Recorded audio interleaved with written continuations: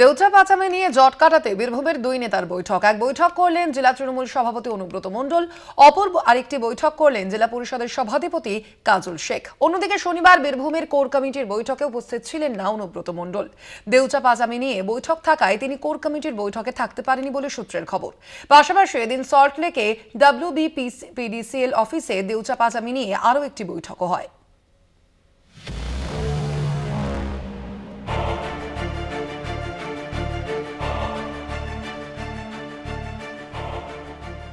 মুখ্যমন্ত্রীর নির্দেশ মেনেই দেউচা পাচামির জট কাটাতে তৎপর হয়েছে প্রশাসন। দেউচা পাচামি নিয়ে সোমবার একাধিক বৈঠক হলো রাজ্যে। বীরভূমে জোড়া বৈঠক করল তৃণমূল জেলা নেতৃত্ব।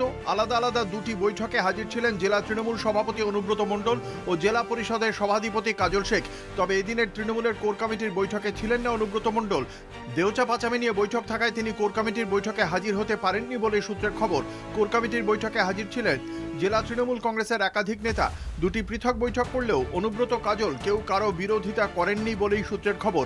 19 এপ্রিল সিউড়িতে কোর কমিটির পরবর্তী বৈঠক। আজকে আমাদের একটা কমিটি ছিল, সভাপতি রয়েছে, এখানকার পঞ্চায়েত সমিতি সভাপতি রয়েছে, এখানকার যতগুলো গ্রামের লোকরা রয়েছে, সেই কমিটিতে আজকে দিনই আমাদের বিডিও সাহেব ও আইসি সবাই মিলে বসে একটা কমিটি ছিল। আরও কিছু লোকজন বাড়িয়ে এটা ইমার্জেন্সি একটা কমিটি, একটা পরিকল্পনা মিটিং ছিল।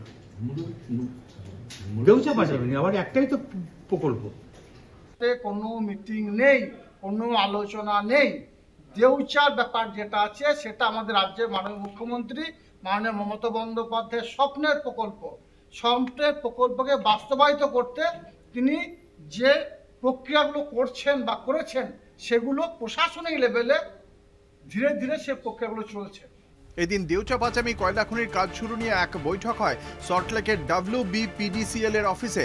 বৈঠকে ছিলেন WBPDCL এর চেয়ারম্যান PB সেলিম, তৃণমূল সাংসদ সামিরুল ইসলাম, বীরভূমের জেলাশাসক বিধান রায়, ভারত জাকাত মাঝি পরগনা আদিবাসী সংগঠনের প্রতিনিধিরা।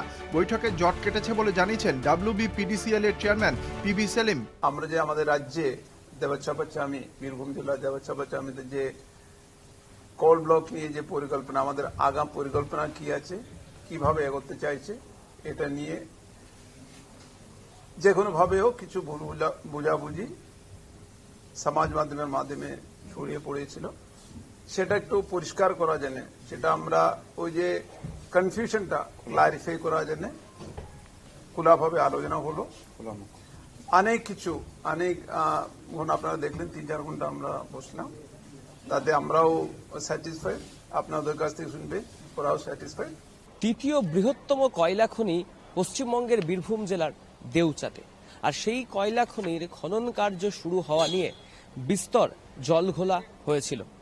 জট বেশ কিছুদিন ধরেই চলছিল দেউচা পাচামির কয়লা খনির কাজ নিয়ে।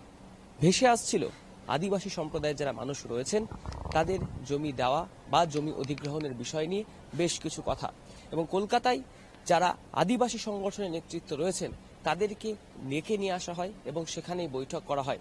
উপস্থিত ছিলেন WBPDCL এর চেয়ারম্যান PB সেলিম থেকে শুরু করে বীরভূম জেলার জেলাশাসক এবং আদিবাসী সংগঠনের নেতৃত্বরা। বৈঠক শেষে যে জটের কথা সামনে আসছিল সেই জট আপাতত কেটেছে বলেই জানাচ্ছেন যারা আদিবাসী সংগঠনের নেতা রয়েছেন।